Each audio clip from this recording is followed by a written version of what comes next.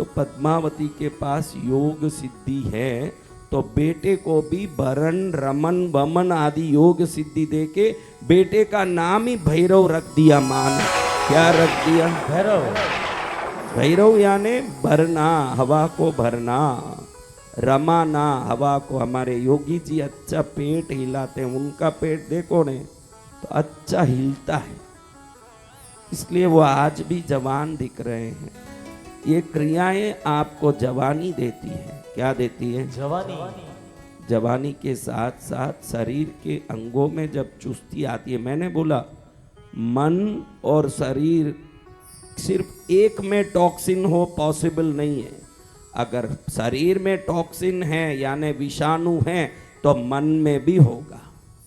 मन अगर दुखी है तो शरीर भी बीमार होगा, शरीर बीमार है तो मन भी दुखी होगा। किसी घटना के कारण मन दुखी हो जाता है तो शरीर भी बीमार पड़ जाता है। किसी कारण से शरीर बीमार पड़ गया तो मन में भी नकारात्मक विचार आना, आलस आना, दुख आना। मन और शरीर एक दूसरे के पूरक है, छाया और शरीर की तरह मन और शरीर है। आप बोलो कि मैं धूप में तो चलूंगा लेकिन मेरी छाया नहीं आनी चाहिए साथ में, पॉसिबल है? हाँ, पॉसिबल नहीं है। तो मन दुखी हो न शरीर सुखी हो, ये भी पॉसिबल नहीं। शरीर सुखी हो तो मन दुखी हो, ये भी पॉसिबल नहीं। शरीर सुखी होगा तो मन सुखी होगा, मन सुखी होगा तो शरीर सुखी होगा, मन दुखी होगा तो शरीर भी। देखो कोई घटना किसी को मालूम पड़ गई कि ऐसे हो गया मेरे साथ, तुरंत ढीला पड़ के बैठ जाता है कि नहीं? घटना मन पर असर की तो शरीर कैसे ढीला पड़ गया महाराज? कैसे ढीला पड़ गया शरीर? ये शरीर का स्वभाव है, ये शरीर मन को लेके चलता है।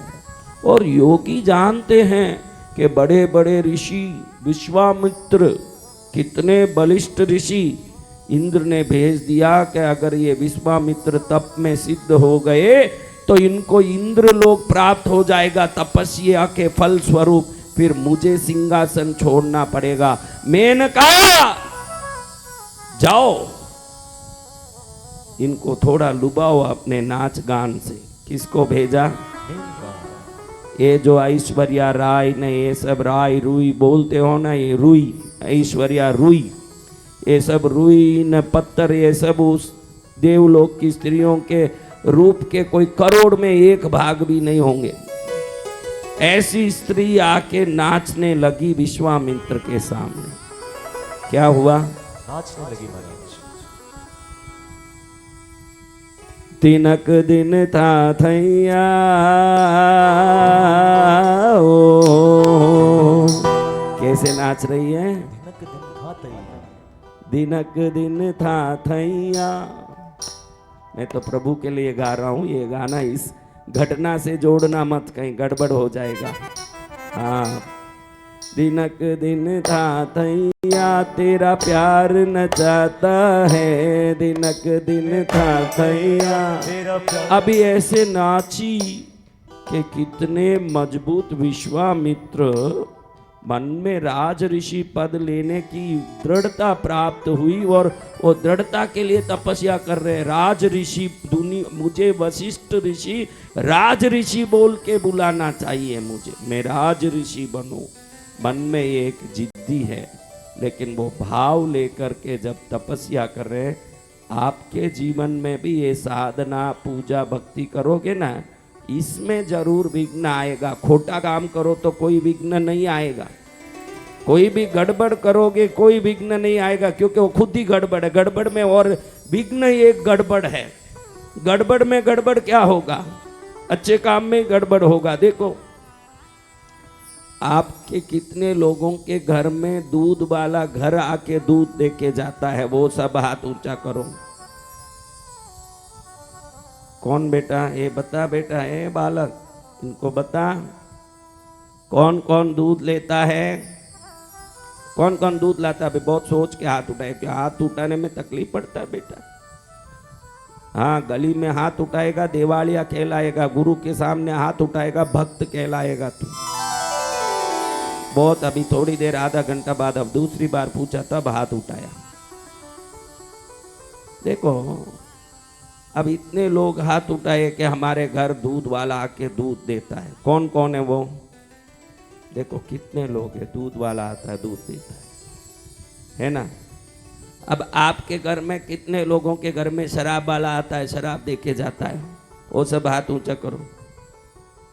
हाँ, पूरी दुनिया में शराब घर बैठे बिकती है, दूध वाले को घर आके घंटी बजा के देना पड़े, घर बैठे शराब बिकती है। यही कलयुग है जहाँ खोटी चीज लेने के लिए लाइन लगा के खुद जाते हैं और अमृत को देने के लिए घर में घंटी बजा के सही आदमी आता है।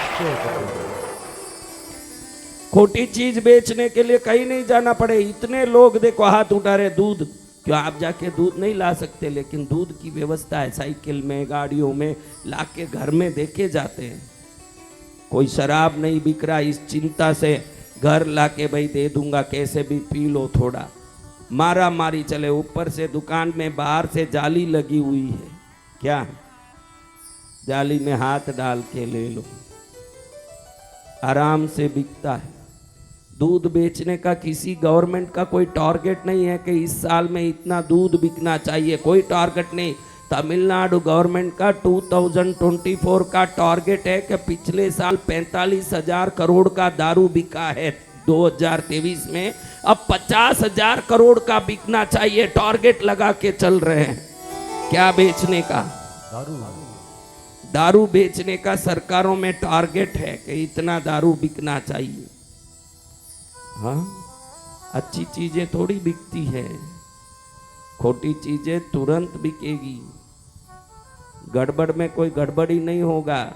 कल जाओगे ना, 10 दिन से काम रुका था वो सब करना पड़ेगा, कल कर लेंगे अभ्यास। रोटी कल खाने की अपने में तलब नहीं आएगी, वो तो आज ही खाना है। लेकिन आराधना उपासना कल के लिए टालते हैं, कल कर लेंगे। ध्यान रखना, अच्छी चीज़ों को प्राथमिकता देने लगोगे जीवन में कि ये वस्तु मेरे जीवन का कल्याण करने वाला है, और अच्छी चीज़ों का प्राथमिकता देने लगोगे, वो अच्छी चीज़ें आप में अच्छाई लेके आना शुरू कर देगी। अच्छाई तभी आएगी कि जब अच्छी चीज़ों को प्राथमिकता दोगे। कब अच्छी चीज़ों को प्राथमिकता देना? कब देना? बोलो। सुनने में तो बहुत आनंद आ रहा है, मुझे आपकी बातें सुन के बहुत आनंद आता है, लेकिन जो बोला है वो कर दोगे तो कल्याण है। क्योंकि ऐसे बोलने वाले बहुत देख लिया कि मेरा जिंदगी में पहली बार किसी भक्तों से नहीं मिल रहा हूं, जिंदगी भक्तों से मिलके ही निकाली। तो मुझे तो पता है कि आप बोलते क्या हो न करते क्या।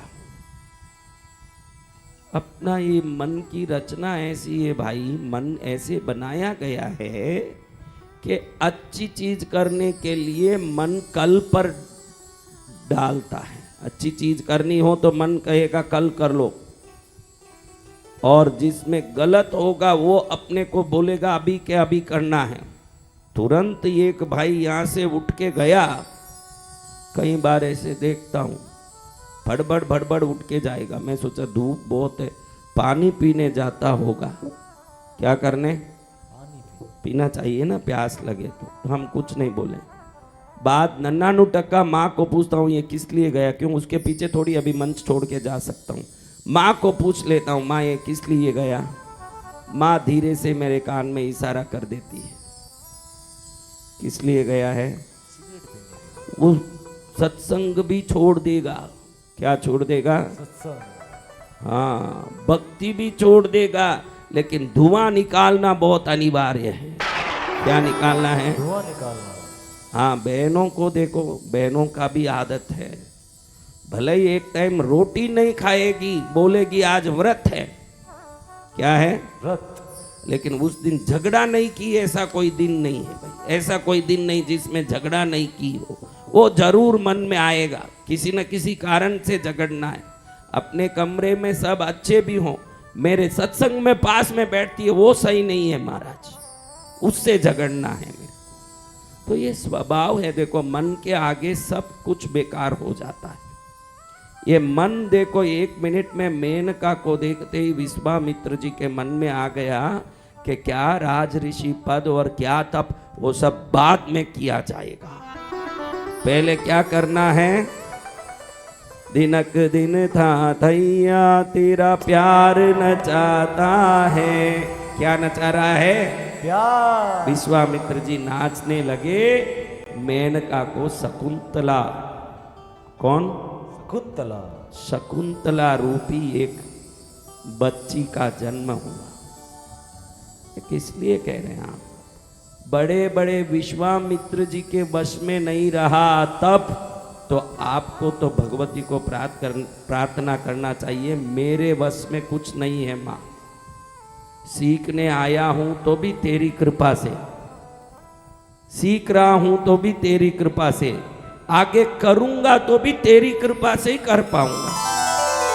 हमारी विद्याएं किसी के अधीन हैं, अपने अधीन हो देता चीज तो हम अमर हो जाते। कौन मरने खुश तैयार है भाई? कौन मरने रेडी है? वो सब हाथ ऊंचा करो, मैं मरने रेडी हूं। कोई नहीं। मरता बुढ़ा भी सोचे कि कोई ना कोई नली ऐसी डाल दें जिससे जग जाऊं मैं वापस। हाँ,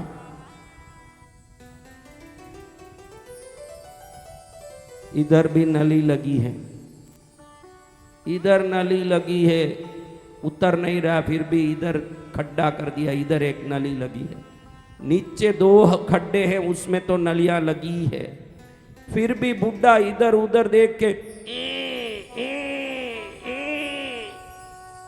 कुछ शायद राम का नाम सुनना चाहता होगा, शायद कृष्ण का नाम सुन के गंगा जल मुंह में डाल के जाना चाहता होगा। घर वाले घबरा रहे।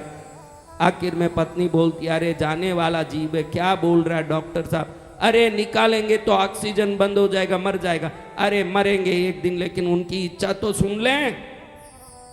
क्या गंगा जल पीना चाहते हैं? क्या राम का नाम लेना? उनकी इच्छा से मुक्ति मिलेगी उनको। उनका एक बार आवाज तो सुना दो डॉक्टर साहब।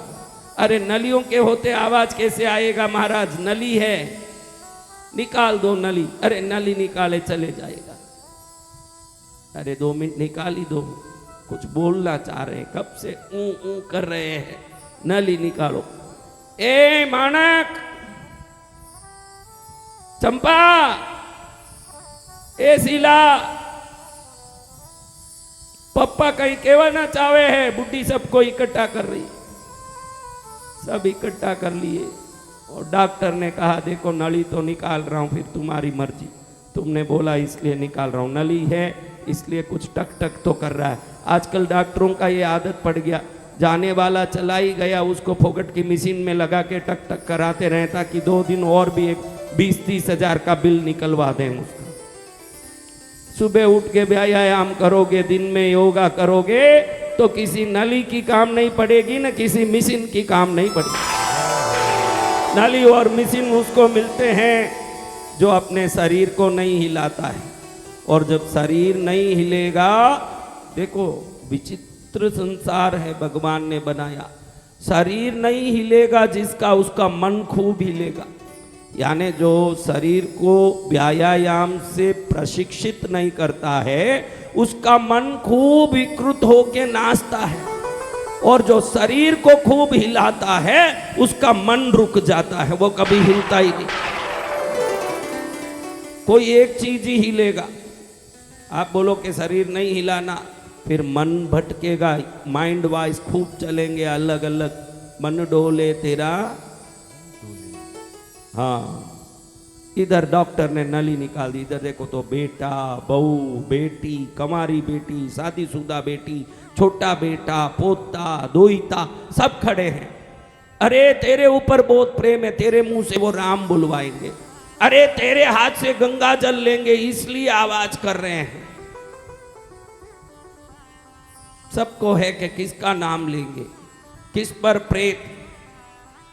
आप सबको किस किस पर, घर में किस सदस्य पर सबसे ज्यादा प्रेम है? मन में उसको याद कर लो इस बार। कोई तो एक प्रेमी होगा घर में, बच्चा हो सकता है, बच्ची हो सकती है, पत्नी पति, कोई तो होगा एक आदमी आपको जो आपके मन को बांध के रखा होगा, कोई तो है।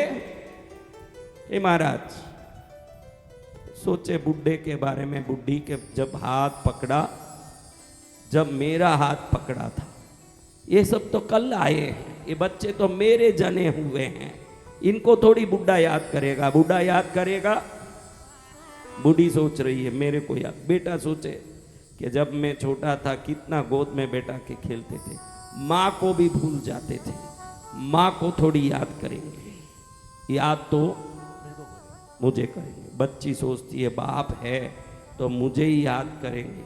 शादीशुदा वाली, जब मैं गई इस घर से, कितने बिलक बिलक के रोए थे पप्पा, मेरे हाथ से गंगा जल लेंगे। कमारी सोचती है कि मेरी तो शादी नहीं हुई, कितने चिंतित है, उम्र इनकी बीत गई, मैं आज कमारी हूँ तो मेरे ऊपर ही मन लगा रहेगा, प्राण निकलेगा तो भी प्राण मेरे ऊपर लगा रहेगा। पोते सब सोचे कि अभी क्या तो इस मूल पूंजी पर सोचेंगे दादाजी, ब्याज पर सोचेंगे। हम सब कौन हैं? हाँ, पूंजी पर किसको चिंता है, ब्याज आई कि नहीं उसकी चिंता है, हम ब्याज है हम पर सोचेंगे। बहुएं सोचती है बूढ़े को मरते दम तक हमने रोटी पोके डाला, ये बूढ़ी तो बैठी रहती थी, कोई बहू के नाते हमने सेवा किया तो हम पर ध्यान देगा बूढ़ा। इतने ही सब सोचते रहे ने, नली निकाल दी डॉक्टर ने। जैसे ही नली निकाला, बोलने की सुविधा हो गई बूढ़े की, लेकिन इधर श्वास बंद होने का टाइम भी आ गया। तो वो सोचे मुझे बुलाएंगे, वो सोचे मुझे बुलाएंगे, बूढ़ी सोचे मेरा पति है, बूढ़ा हुआ तो क्या। हाँ, बूढ़ी सोचे मैं बूढ़ी हुई तो क्या नहीं, ये बूढ़ा हुआ तो क्या, दोनों ही हो गए जो होना था। लेकिन हमारा प्यार का ये जोड़ा है, ये मेरे जोहर जबी तुझे मालूम नहीं, हाँ मुझे याद करेगा डोकरा। सब सोच रहे हैं। इतने में जैसे ही नली निकाली, डोकरा एकदम जोर से चिल्लाया, नालायकों, तिजोरी की चाबी तो ढंग से रखते नहीं हो, ये घर कैसे संभलेगा नालायकों, बेमौत भूखे मरोगे, ध्यान रखना उसका, ये बोल के मर गया। किस पर दिमाग लगाता महाराज? हाँ, अंदर से निकल ही जाता है अपने, किस पर दिमाग लगा। न बेटी न बेटा न संसार न माया, हरे माया, इन मायाओं से ऊपर उठना है तो मेरे बताए हुए ये आधे घंटे की क्रिया रोज करना, नली तो लगानी ही नहीं पड़ेगी। और अगर चेता लास्ट में जब जाना होगा तो भी जिस प्रभु के चरण में लगना होगा, उस प्रभु के चरण में स्मरण हो जाए, ऐसे विवेक को जगा देगी ये क्रिया। क्या जगा देगी? विवेक को। जब प्राण तन से निकले, तेरो नाम मुख से निकले। क्या निकले? क्या निकले? हाँ, जैसे अंत में मति वैसे गति। अंत में जैसे मति, देखो आज आप क्या कर रहे हो, आज आप क्या क्या करते हो, ये सब ट्रायल है। क्या है? रिहर्सल है। क्या है? ड्रामा तो अंतिम दिन समझ पड़ेगा। अंतिम दिन ड्रामा में चढ़ के जब नाचोगे, आज तक का ट्रायल सही है तो अंतिम दिन भी ड्रामा में वो पात्र व्यवस्थित आप संभाल पाओगे जो जिंदगी भर संभाल रहे हो।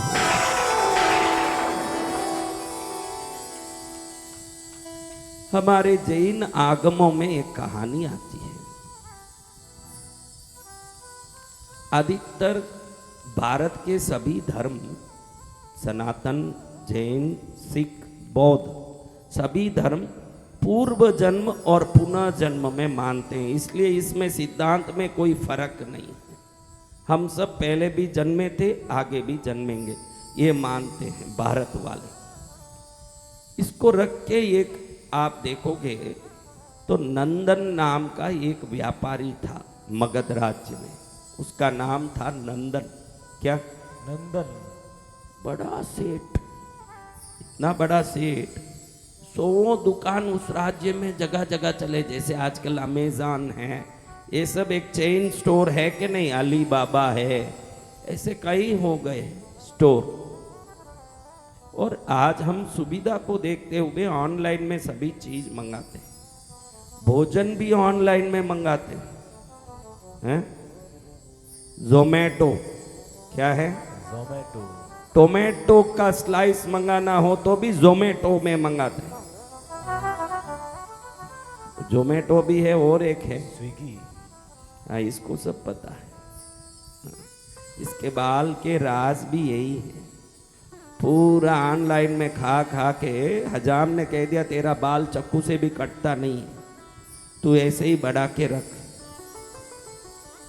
तो महाराज उस जमाने में मगध में बहुत बड़े सेठ माने जाते थे। फैंसी व्यापार। क्या व्यापार? फैंसी व्यापार। आज भी ये जालोर साइड के लोग हों राजस्थान में, ये फैंसी व्यापार में बहुत प्रसिद्ध है। चूड़ियों के व्यापार में चूड़ियाँ आती है फिरोजाबाद से। कहाँ से? फिरोजाबाद से। लेकिन व्यापार पूरे भारत में जालोर पट्टी के करते हैं, इसके चूड़ियों के, फैंसी के। उसको कहते हैं मनियारी व्यापार। क्या कहते हैं? मनियारी व्यापार। क्या पुराने जमाने में कहते थे भाई कई धंधो है मनियारी, इसलिए नंदन जी का नाम पड़ गया नंदन मणिकार। क्या पड़ गया? नंदन मणिकार। नंदन मणिकार, बड़ा सेठ। अब ये आज ये कहानी कहने का ये तात्पर्य है कि आज आपके शिविर का इस बार का अंतिम दिन है, अगली बार वापस चालू होगा, इसलिए इस बार का अंतिम दिन बोलना पड़ेगा। क्योंकि आपके प्रशिक्षण का अंतिम दिन तो तब आएगा जब हम सब कुछ पा चुके होंगे। जब तक तो हमको शिक्षा लेनी पड़ेगी ना। जी महाराज। अभी थोड़ा लिया है, फिर थोड़ा लेंगे। पहले हमारी बहनें जब रोटी बनाई थी, फर्स्ट टाइम माँ ने सिखाया, तब रोटी चांद जैसी जब होनी चाहिए थी, वो भारत का मैप जैसे होता था। फिर जैसे जैसे बनाती गई, आज बेटी को डांटती है, देख ढंग से बना रोटी, ये भूल जाती है मैं भी उसी गति में थी जब शुरू की, लेकिन आज व्यवस्थित बनाती है। अभ्यास यही है, भले ही योग हो, भले ही रसोई हो, भले ही व्यापार हो, कोई भी कार्य हो, अगर आप निरंतर अभ्यासरत रहते हो, धीरे धीरे उसमें निपुणता आ जाती है। अभ्यास निपुणता देता है। धीरे धीरे आप में निपुणता। अभी आपके मन में कई सवाल होंगे, ये शून्य ध्यान कैसे महाराज? आपने बोल तो दिया, फिर क्या आपके साथ बैठ के मैं शून्य ध्यान कर भी लूंगा तो मैं कैसे ध्यान कर रहा हूँ, आप कैसे स्कैनर मशीन से पकड़ोगे महाराज? ये तो अंदर से ही करके देखने जैसी बात है। इसको मैं करूं तो आप अंदर से कैसे पकड़ लोगे मेरे तरंगों को? ये तो आप करके ही आप समझ सकते हो। ये सब ऐसी चीजें हैं। नाचने की बात होती तो मैं बता देता कि टांग थोड़ा ऐसे उठाना है, हाथ थोड़ा ऐसे करना, उसमें भी कई आ जाते हैं संसार में। गुरु महाराज सिखाए कि हाथ ऐसे करना तो वो ऐसे ही करेगा अलग टाइप से, टांग यहाँ उठाओ तो वहाँ उठाएगा। ये कर्मों की भाषा है, समझ रहे हो? तो अभ्यास करके ही देखो, व्यायाम हो, योग हो, साधना हो, निरंतर अभ्यास से ये सिद्ध भी होता है, इसमें हम सक्षम भी होते हैं। इसमें निरंतरता आनी चाहिए, रोज हर हालत में करना। आप इतने तेजस्वी और बलवान होंगे कि आपको देख के गांव वाले ईर्ष्या करेंगे, ऐसे हो जाएगा आपका शक्ति।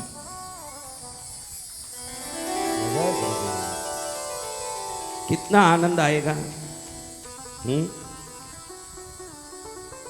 तो महाराज नंदन जी के पास 100 दुकानें हैं, 100 में हजारों काम वाले काम करते हैं, बड़े बड़े सुपर स्टोर है, उधर कई चीजें मिलती है। उस जमाने में आज की तरह सुविधा कम थी, तब इतनी सारी व्यवस्था से सेठ थे तो बहुत बड़े पैसे वाले थे, बहुत बड़े पैसे वाले। कई बार मेरे मन में आता है कि मैं तो साधु हूँ, मैं क्यों लक्ष्मी की पूजा नवरात्रि में कराऊं, मैं क्यों लक्ष्मी की साधना कराऊं। मेरे जीवन में घटनाएं बहुत घटी महाराज। मेरे पिताजी को उस जमाने में 12 आना यानी 75 पैसा, कितना 75 पैसा। हाँ 36 पैसा 12 किलोमीटर बस में आने का, 36 पैसा 12 किलोमीटर बस में जाने का। मेरे संसारिक पिताजी ने 72 पैसा बचाने के लिए 12 वर्ष तक प्रतिदिन 24 किलोमीटर चल के बच्चों के दूध के लिए 72 पैसा बचाया। मेरे पिताजी ने 12 वर्ष 24 किलोमीटर रोज चले हुए हैं। 24 किलोमीटर, 12 किलोमीटर घर से फैक्ट्री जाना, 12 किलोमीटर फैक्ट्री से घर आना, 24 किलोमीटर रोज चलना। कुछ घटनाएं होती है जिस घटना के पीछे व्यक्ति को समझ पड़ जाता है कि चीजें जीवन के लिए सब कुछ नहीं है, लेकिन उस चीज के बगैर भी हम सब कुछ नहीं।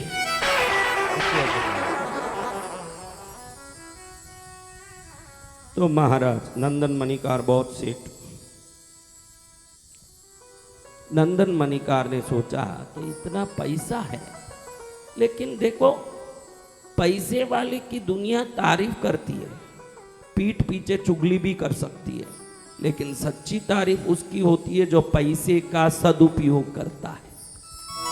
किसकी? जो पैसे का सदुपयोग करता है। नंदन मणिकार ने सोचा मेरा तो कोई तारीफ होता नहीं है, मैं कितना भी धंधा करूं लोग भले ही बोले सेठ जी, पीठ पीछे बोलते हैं बड़ा कंजूस है। क्या है इसमें? इसकी कंजूसी की कोई सीमा है? इतना धन लेके सांप की तरह बैठा है कुंडली मार के धन पर। तो इसने सोचा कि हम कुछ ऐसे परोपकार का काम करें कि उससे हमारा नाम हो जाए। आपके मन में कभी परोपकार करके नाम के लिए करने की सोच आए तो मन को समझा देना कि ये नाम जिस परोपकार को करके हमने पाया, पुण्य के जगह पर ये नाम ही काम कर गया, पुण्य आने वाला नहीं है। और परोपकार को देखो, हम लोग जो यजमान बैठते हैं, चंदन की लकड़ी दिलाते हैं, पंडित की दक्षिणा दिलाते हैं, आज तक उनका नाम कहीं घोषित करते आपने देखा है? मैं शास्त्र जानता हूँ, उनका नाम बोलूँ तो उनको तो खुशी होगी, उस खुशी में ही पुण्य खप जाएगा। नाम इसलिए नहीं बोलते हैं, वो गुप्त रूप से करेंगे तो वो गुप्त दान पुण्य को घर में किसी जगह प्रकट करके फायदा करेगा। इस हाथ से दिया है, किस हाथ से? इस हाथ से दिया है। इस हाथ को मालूम नहीं पड़ना चाहिए कि दे दिया। मंदिरों में ट्यूबलाइट का जो लाइट दिलाते हैं, ट्यूबलाइट पर वो जो सफेद डंडी होती है उसमें लाल पेंट से लिखा है मानक चंद सुरेश कुमार रमेश कुमार पीतलिया बेंगलुरु राजस्थान में बिलाडाक और राजस्थान। अब इस ट्यूबलाइट पर इतना नाम लिखा कि रोशनी कहां से निकले उस ट्यूबलाइट से?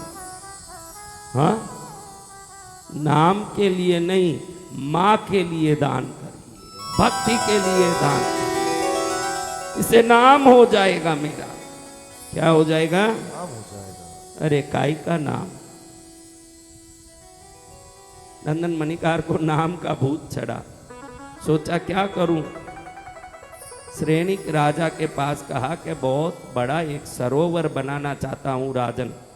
सरकार भी तो इन चीजों में सहयोग करती है। श्रेणिक राजा ने एक बहुत बड़ा भूखंड दिया, जमीन दिया। जमीन सरकार का, राजा का दिया हुआ मगध राज्य में, उस पर इन्होंने सुंदर तालाब बनाए। नहाने की व्यवस्था एक जगह, कपड़ा धोने की व्यवस्था एक जगह, पीने की पानी का अलग एक छोटा कुंड, चित्रशाला, व्यायामशाला, ऐसी व्यवस्थित कर दी उस स्थान को। उस स्थान को देख के दुनिया देखने दूर दूर के राज्य से आए। ऐसा इतना सुंदर, इतनी अद्भुत जगह में बाहर के राज्यों से भी लोग देखने आए। वाह, नंदन मणिकार जी का मेरे को उद्यान और सरोवर देखना है। अरे भाई वहां जाके व्यायाम करना है। अरे भाई वहां जाके चित्रशाला में चित्रों का दर्शन करना है। लोगों की लाइन लगे। शाम को दुकान से थोड़े से फ्री होके नंदन जी भी जाएं, उधर जो बेंच लगे हैं उसमें बैठें, ठंडी हवा आती है। पानी से लग के जो हवा आती है वो ठंडी होती है, रेत से लग के जो हवा आती है वो गर्म होती है। आपके जीवन में पाप से लग के जो घटनाएं होती है वो दुखी करती है, पुण्य से होके जो घटनाएं होती है वो सुखी करती है। ये हवा है, ये हवाएं हैं। पीछे रख दे बेटा, थोड़ा पीछे रख। हाँ, कैमरा वाला घुमाए, दिक्कत पड़े। अभी देखो महाराज, बैठे बैठे हवा खाए ना, उस समय कान में आवाज पड़े, क्या तालाब बनाया सेठ ने, क्या बेहतरीन तरीके से व्यायामशाला बनाई, हर चीज व्यवस्थित। ऐसे सेठ जो देश का राजा नहीं कर सका वो काम कर लिया। वाह वाह वाह। बैठे बैठे तारीफ के ये शब्द, ये तरंगे कान में घुसे। धीरे धीरे इसकी नशा ऐसे चढ़ने लगा, इसका मजा ऐसे आने लगा, दुकान के हिसाब किताब से भी मन हटने लगा, व्यवस्थाओं से भी मन हटने लगी। मुनीम कहे कि कितने करोड़ पूंजी आई इस बार, इस साल में नफा हुआ, वो सुनने में मजा नहीं आया, तारीफ में मजा आने लगा। इसमें तारीफ में आपको कोई डांटे तो मजा आता है कि तारीफ करें तो मजा आता है? तारीफ में। हाँ, लेकिन कोई डांटे न कभी भूल चूक से भी, कोई डांटे नहीं, भगवान आप पर कृपा रखें। लेकिन अगर कोई डांटे तो उसमें कोई सत्य है क्या, उसको शोधने का प्रयत्न शुरू करो आज से। अगर कोई डांट रहे हो, अगर उसमें सत्य हो तो वो करोड़ तारीफ से भी उत्तम वस्तु है आपके लिए। क्या तारीफ सुनोगे? तारीफ जो करता है वो ठगिया है, तारीफ जो कर रहा है वो ठगिया। उसको मालूम है कि आपको कैसे ठगना है।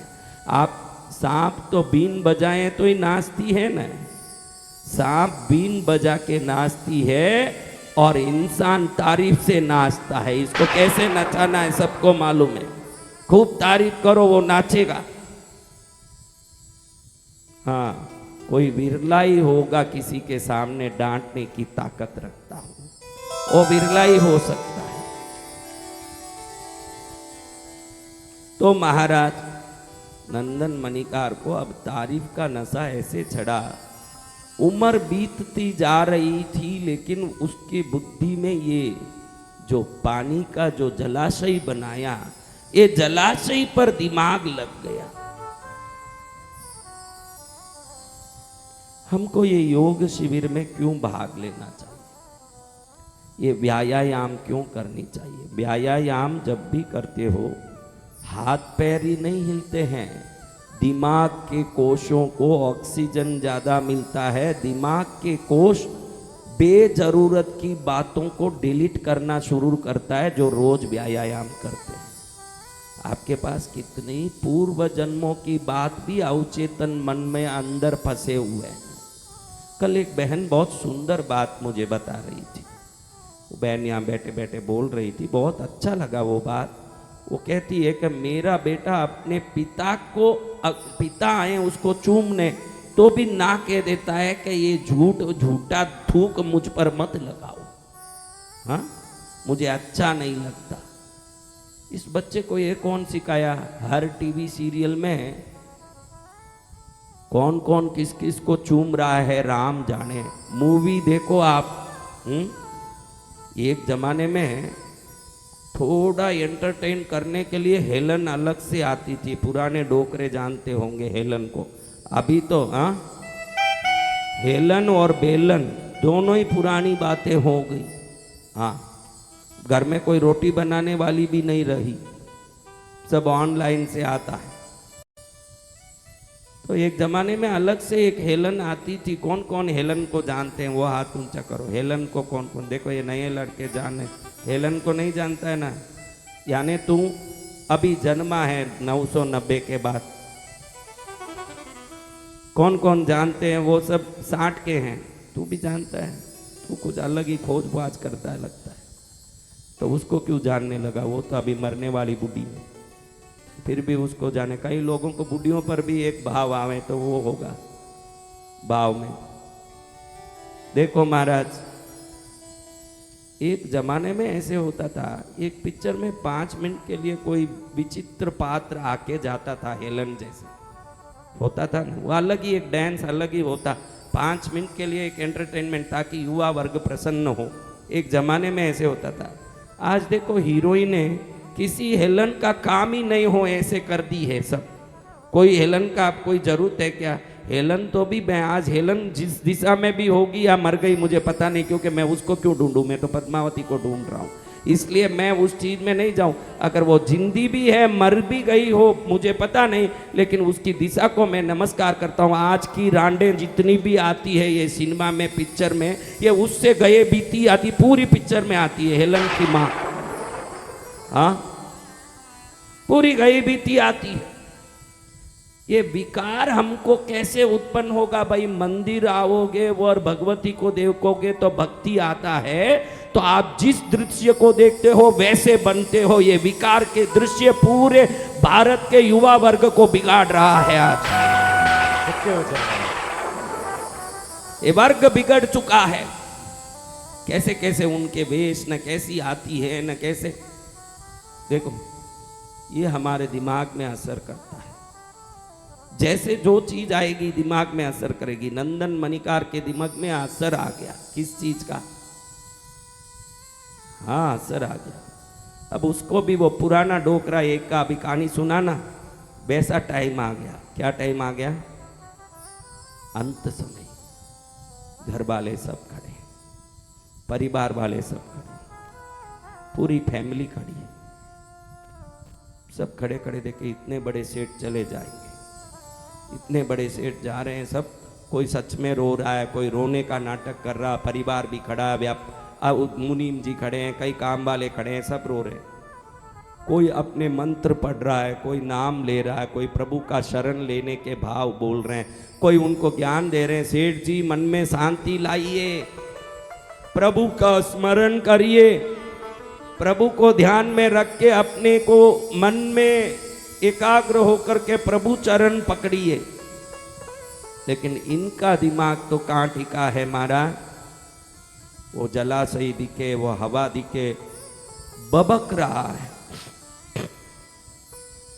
बबक के रोता है कि अरे मैं वो जलाशय छोड़ के चले जाऊंगा। वहां कितने लोग मेरी तारीफ करते थे, कितने लोग मेरी प्रशंसा करते थे, रोज वहां बैठ के सुख की अनुभूति होती थी। अब वो अनुभूति कहाँ से आएगी? सेठानी के हाथ की दाल रोटी तो और एक सेठानी मिलेगी अगले जन्म में। हाँ, आपका पति यही सोच रहा है, आप ज़्यादा उनकी चिंता करते मत बैठो, आप अपनी चिंता में रहो। हर सेठ को पता है कि मरूंगा तो नई सेठानी मिलने वाली है, लेकिन उनको चिंता है कि मेरा जलाशय मिलेगा क्या। देखो, आप सब मरोगे तो वापस जन्मोगे, ये कितने लोगों को विश्वास है? तो जो जन्मेगा वो परिवार में जन्मेगा कि आकाश से नीचे गिरेगा? तो परिवार छोड़ने की कभी चिंता मत करो, क्योंकि जो भी जन्मता है परिवार में ही जन्मता है, वापस परिवार मिलेगा। संस्कार छूट जाए उसकी चिंता करो, परिवार छूट जाए उसकी क्या चिंता करते हो? चिंता उसकी करो जो छूटे तो पुनः मिलना गारंटी नहीं है। कुत्ता बनोगे तो भी परिवार में ही बनोगे। तो भी आपका नहीं बोल रहा हूं, कह रहा हूं मनुष्य जन्म छोड़ के किसी भी जन्म में जाओ, जन्म तो किसी के पेट से ही होगा। सुअर बने, कुत्ता बने, गद्दा बने, ढोर बने, जन्म तो किसी परिवार में ही होगा। हाय रे मेरा परिवार, चिंता मत करे। ऐसे कितने परिवार तूने देख लिए, आज भी रखड़ रहा है तो संस्कार नहीं है इसलिए रखड़ रहा है। पकड़ना है तो संस्कार को पकड़ना है। किसको पकड़ना है? संस्कार को पकड़। परिवार तो फोगट में मिलता है। अपन ने तय किया था क्या कि फलानचंद जी बाप बने, अपने सोच के सिलेक्शन किया था कि फलानी मेरी माँ बने। कर्म अनुसार किसी घर में स्वतः जन्म लेता है। वो खुश है कि मेरे घर में बच्चा जन्म हुआ, हम खुश है कि ये मेरे माँ बाप है। दोनों ही कर्म स्वतः करता है, लेकिन आपको ढूंढ के लाना पड़ता हो तो वो चीज है संस्कार। क्या चीज? संस्कार। कितने ही समझाओ, आप ये योग साधना मिल गई, आप बहुत भाग्यशाली हो, मैं कहता हूं। जय गुरुदेव। क्योंकि हमारे अंदर बिल्ट इन व्यवस्थाएं हैं जो हमारे संस्कार बन के सता रहे हैं। उसको तोड़ने की अगर कोई हथौड़ी है, आपके अंदर के संस्कारों को, कुसंस्कारों को, आपके पूर्व जन्म की वासनाओं को अगर तोड़ने की कोई हथौड़ी है तो वो है योग साधना, और कुछ नहीं तोड़ सकती। तो समझो, सेठ को सब समझा रहे हैं, कोई मंत्र बोल रहे हैं, कोई स्तवन बोल रहे हैं, कोई गीत गा रहे हैं, कोई कुछ बोल रहे हैं, कोई सेठ जी को समाधि में ले जाने की कोशिश कर रहे हैं। संत जनों को भी बुलाया गया है। किनको? संत जनों। संत भी अपने तरफ से कुछ स्तोत्र बोल रहे हैं, स्तुति बोल रहे हैं। अंत समय में मन को शांति और समाधि मिले, ऐसे कोई मंत्र बोल रहे हैं। आप लाख बोलो, बोलने वाले कुछ भी बोलो, मन अपना काम करेगा कि बोलने वाले का काम करेगा? वो अपने मस्त में वो जलाशय को सोचे, अरे ठंडी हवा, कितनी तारीफ, कितनी महिमा, 100 दुकान बना के मैंने क्या कर दिया, उससे तो कई गुना मैं आनंद और सुख मेरे जलाशय में प्राप्त। इसी को सोचते सोचते क्या हो गया? क्या हो गया? क्या हो गया? देखो, ये कथा आज कहने की क्या जरूरत थी? आज कहने की बहुत जरूरत है कि 8 दिन के ये अभ्यास को सदा निरंतर बना के रखना महाराज। Hitting with the hammer towards our habits. हमारे संस्कारों पर अगर कोई घात कर सकता है तो वो आपका रोज का अभ्यास ही कर सकता है, वो कुछ नहीं कर सकता। यह अभ्यास आपको कहीं पहुंचा देगा, उस जगह जो आप सोच भी नहीं पाओगे। मैंने तो आपके हाथ में एक दीपक दिया है, इस दीपक से प्रतिदिन अभ्यास करके प्रतिदिन एक दीपक लगा के पूरे घर को हजारों दीपक की रोशनी से सजा भी सकते हो, और आपकी इच्छा नहीं हो तो अंधेरे में बैठ के रो भी सकते हो। आपका घर प्रकाशित हो जाएगा जब ये अभ्यास रोज एक नए दीपक को जगाएगा। और इस अभ्यास के कारण मुझे बहुत नुकसान उठाने पड़े। क्या? समय का नुकसान, क्योंकि ये अभ्यास योग का ऐसा था जो गुप्त ही सिखाना पड़ता, इसलिए कथा अलग करनी पड़ी, पूजा अलग करनी पड़ी, यज्ञ अलग करना पड़ा, और आपको सिखाने के लिए अलग ही समय भी निकालना पड़ा। ये दुविधा हुई। फिर भी कल कथा छोड़ के भी मैंने सिखाई, कथा ही बंद कर दी कल। लेकिन मैंने सोचा कि जिस वस्तु का ध्येय लेके ये आए हैं वो ध्येय इनका पूर्ण होना चाहिए, ध्येय संपूर्ण होना चाहिए। तो महाराज सेठ जी जो मरे, मन में क्या था? अंत में जैसी मति वैसी गति। अंत में जैसी मति वैसी गति। मति किस में थी? तो उस इतने बड़े सेठ कितने दान किए होंगे, कितना बड़ा जलाशय बना के लोगों को पानी का दान किया, और खूब साधुओं का दान करते थे, सब करते थे, बड़े दानी सेठ थे। लेकिन अंत में जलाशय में दिमाग लगाए तो वो जलाशय ने ऐसे आकर्षित किया कि मर के ये सेठ मेंढक बन के उसी जलाशय में जन्म लिए। कहाँ जन्म लिए? आपके पूरे जीवन का पुण्य, दान, धर्म, आराधना, साधना अंत में आपके होश और गति पर निर्धारित है।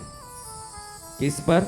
होश और गति। तो जितनी प्रार्थना करते हो संसार पकड़ने जरूर करो, लेकिन अंत में आपके चरण का ध्यान बना रहे, ये प्रार्थना भी करते रहना साथ।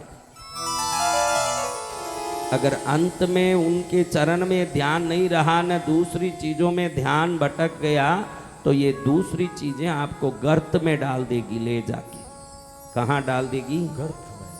और हम जिंदगी भर जो दान, पुण्य, संस्कार की, साधना की, धर्म की, आराधना, उपासना की जितनी क्रिया करते हैं ना, ये अंत समय में ये पूरी क्रिया मिलके दृढ़ बन के हमारे दिमाग में अंत समय का बाता बन जाए, ये प्रेरणा के लिए हम पूरी जिंदगी ट्रायल लेते रहते हैं। क्योंकि मन का संस्कार है, कितना भी समझाओ ये दूसरी जगह जाता है जहां कचरा पड़ा है। एक सोने के कटोरे में खीर रख दो और एक मिट्टी में मल डाल दो महाराज, सुअर कहाँ जाएगा? क्यों? इतना बढ़िया हलवा रखा सोने के कटोरे में, वहां क्यों नहीं जा रहा है?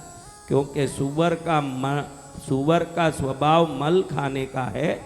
तो ऋषि महर्षि ज्ञानी लोग कहते हैं मन का स्वभाव है गंदे चीजों में दिमाग लगाते रहना।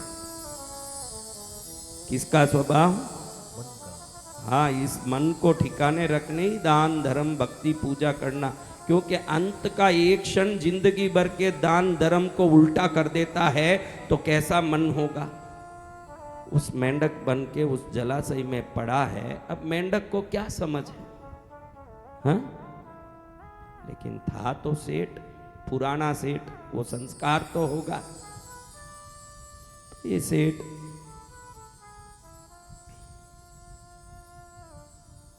मेंढक बन के पड़ा है। एक दिन एक योगी पुरुष जो योग साधना के चरम सीमा तक पहुंच के अपने शरीर के सभी चक्रों को जागृत करके परम सिद्ध ज्ञानी हो चुके हैं।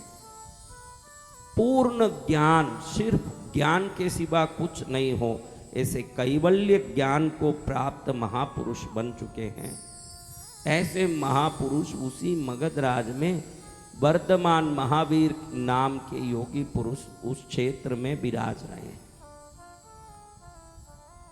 तो उस समय काफी लोग उस योगी पुरुष के दर्शन के लिए जा रहे हैं।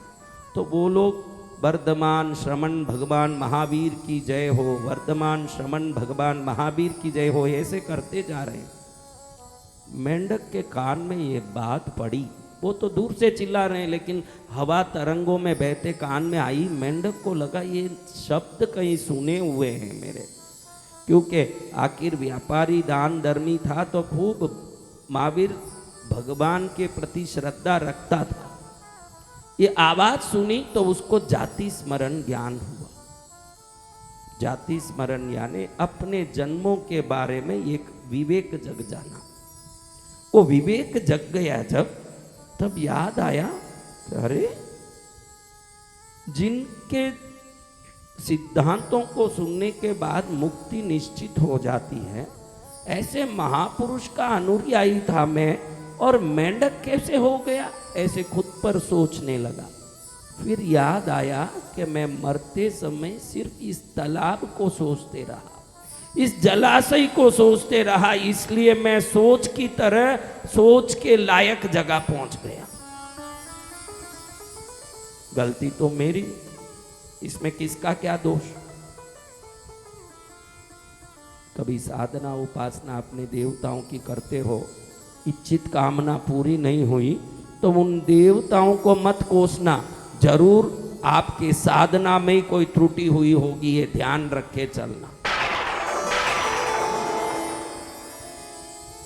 अब ये मेंढक को लगा कि अब सुधर जाऊं, भले ही मैं मेंढक हूं, अब तो मुझे उस प्रभु के चरण में जाना चाहिए जो आत्मज्ञान की प्रेरणा देते हैं। मुझे कहाँ जाना चाहिए? आत्मज्ञान की प्रेरणा। महान योगी वर्धमान